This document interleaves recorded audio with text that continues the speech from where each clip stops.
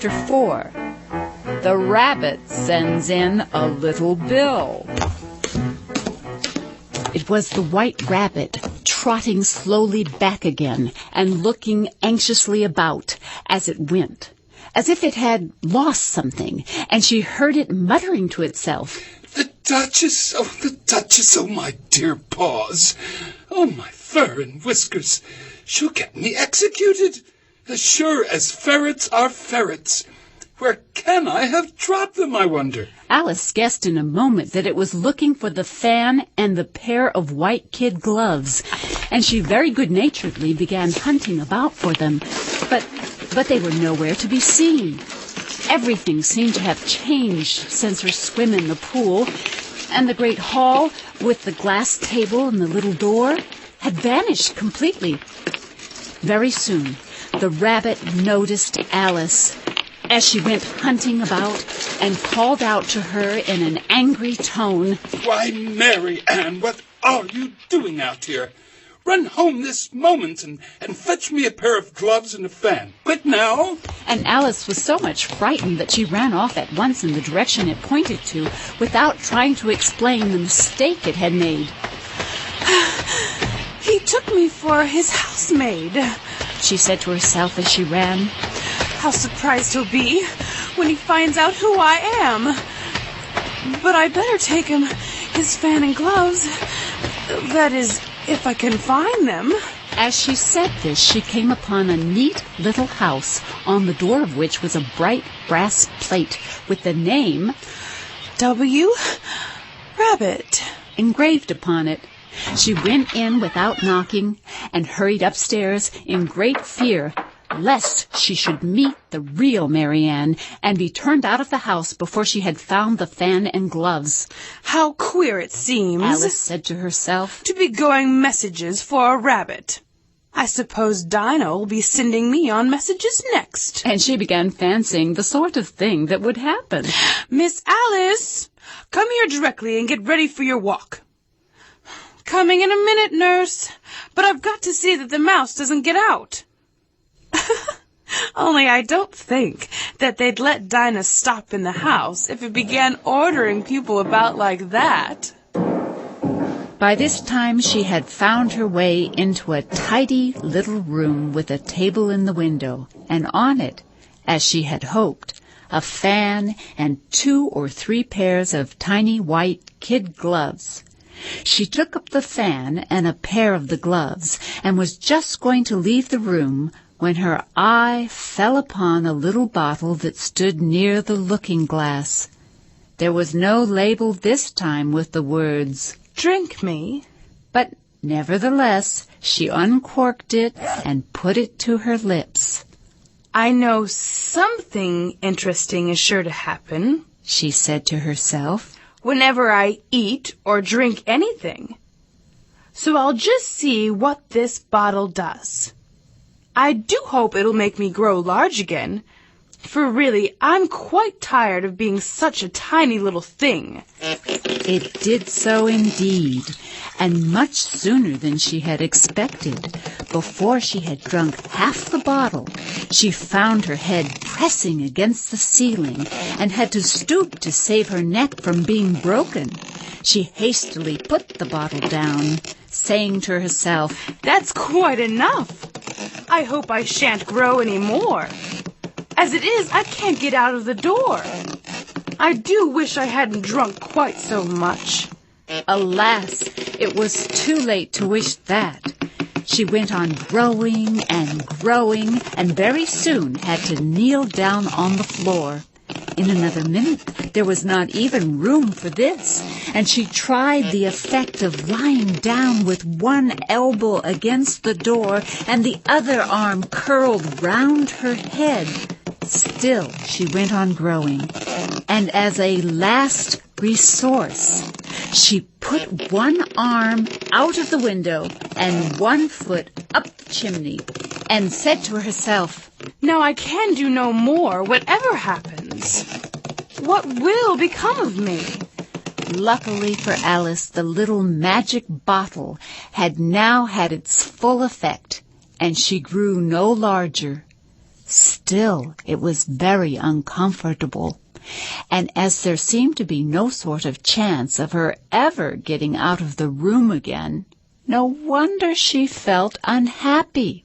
It was much pleasanter at home, thought poor Alice, when one wasn't always growing larger and smaller and being ordered about by mice and rabbits.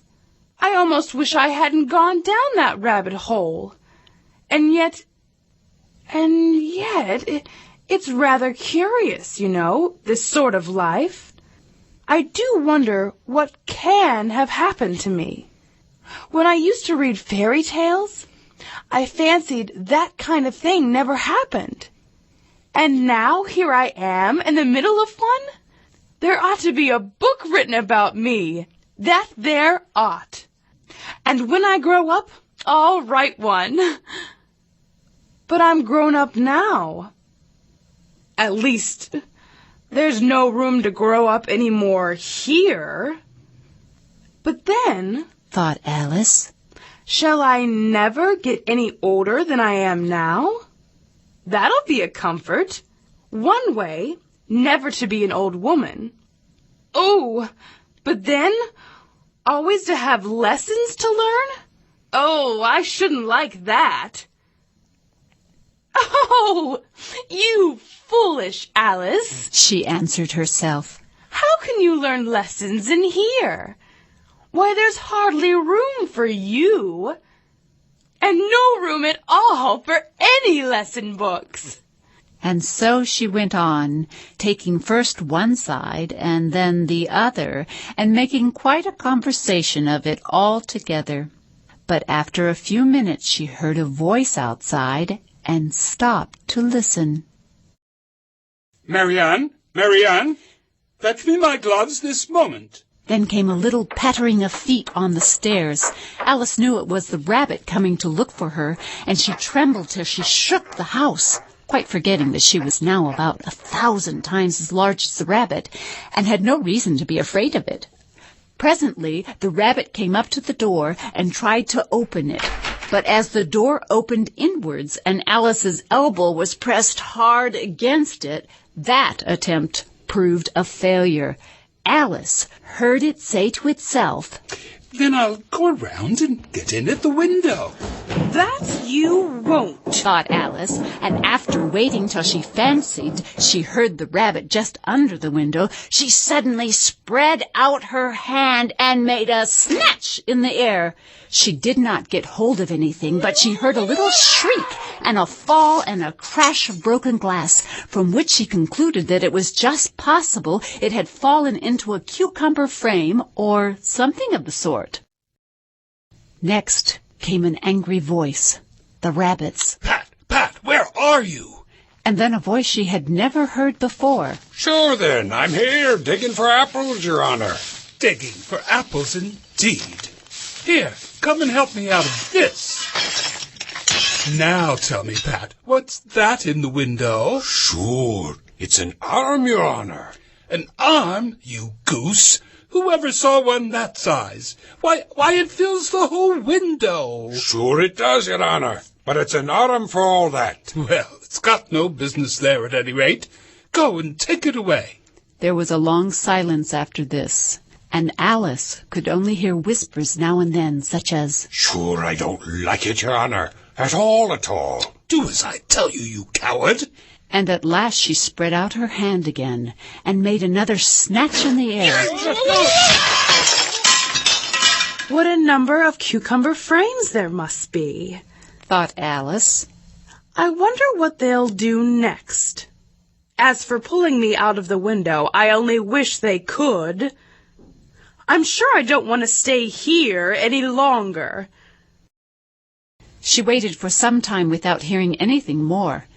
At last came a rumbling of little cartwheels and the sound of a good many voices all talking together. I'm coming. Hold the ladder. Where's the other ladder? I hadn't to bring but one. Bill's got the fetch other. it here, lad. Here, put 'em up in this corner. No, tie 'em together first. They don't reach They'll half do high well enough enough. yet. Here, Bill, take hold of this rope. Will the roof bear? Mind that loose slate. Oh, it's coming down head Now, who did It was that? Bill, I fancy. Who's to go down the chimney? Nay, I said, you do it. That I won't. Bill's to go Here, down. Bill, the master says you're to go down the chimney.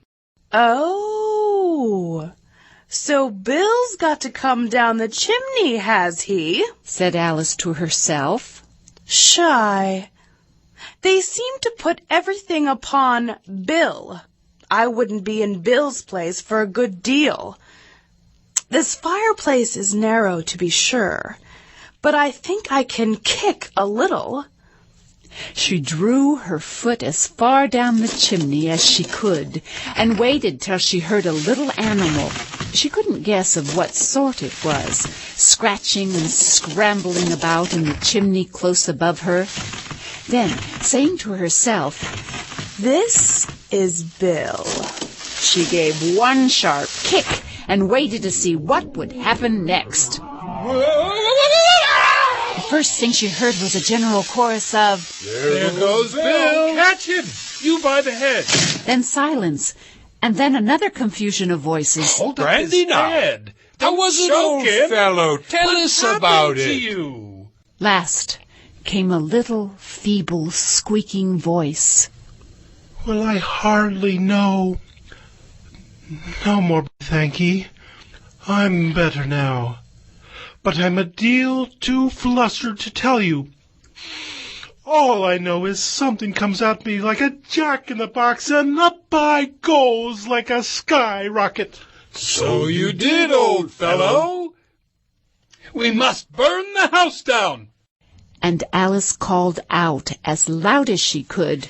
If you do, I'll set Dinah at you. There was a dead silence instantly, and Alice thought to herself, I wonder what they will do next. If they had any sense, they'd take the roof off. After a minute or two, they began moving about again, and Alice heard the rabbit say, A barrowful will do, to begin with. A barrow of what? thought Alice. But she had not long to doubt, for the next moment a shower of little pebbles came rattling in at the window, and some of them hit her in the face. I'll put a stop to this, she said to herself, and shouted out, You'd better not do that again. which produced another dead silence. Alice noticed with some surprise that the pebbles were all turning into little cakes as they lay on the floor, and a bright idea came into her head. If I eat one of these cakes, She thought, it's sure to make some change in my size.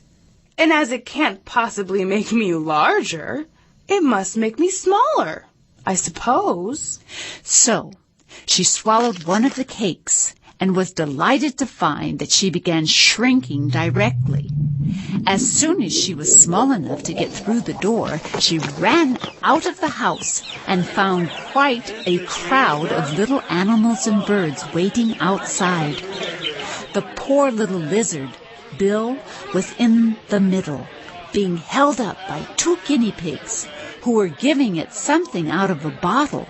They all made a rush at Alice the moment she appeared, but she ran off as hard as she could and soon found herself safe in a thick wood. The first thing I've got to do, said Alice to herself as she wandered about in the wood, is to grow to my right size again. And the second thing is to find my way into that lovely garden. I think that'll be the best plan. It sounded an excellent plan, no doubt, and very neatly and simply arranged. The only difficulty was that she had not the smallest idea how to set about it, and while she was peering about anxiously among the trees, a little sharp bark just over her head made her look up in a great hurry. An enormous puppy was looking down at her with large round eyes and feebly stretching out one paw, trying to touch her. "Poor little thing," said Alice in a coaxing tone, and she tried hard to whistle to it.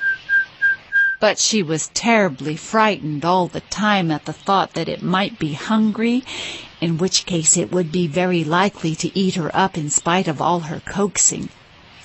Hardly knowing what she did, she picked up a little bit of stick and held it out to the puppy, whereupon the puppy jumped into the air off all its feet at once with a yelp of delight and rushed at the stick and made believe to worry it.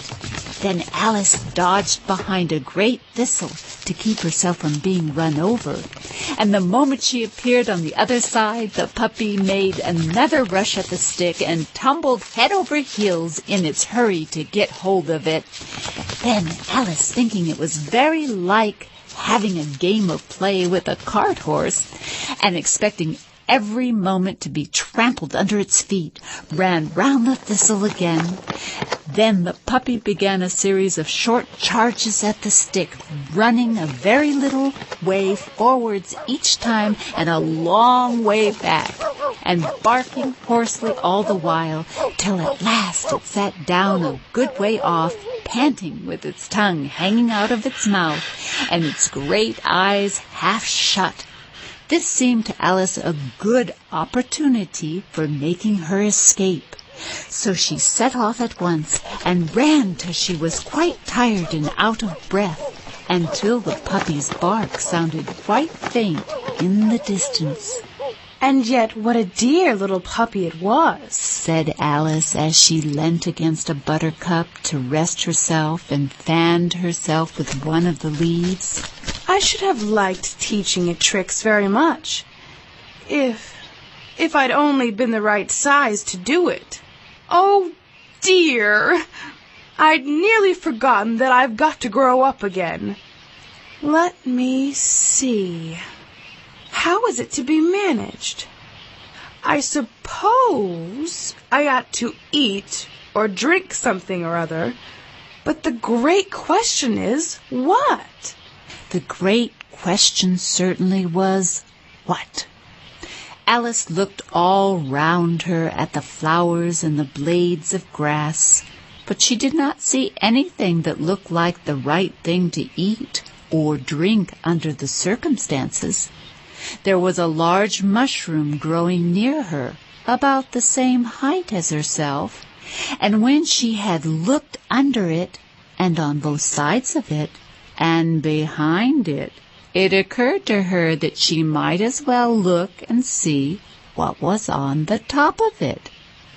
She stretched herself up on tiptoe and peeped over the edge of the mushroom, and her eyes immediately met those of a large caterpillar that was sitting on the top with its arms folded, quietly smoking a long hookah, and taking not the smallest notice of her or of anything else.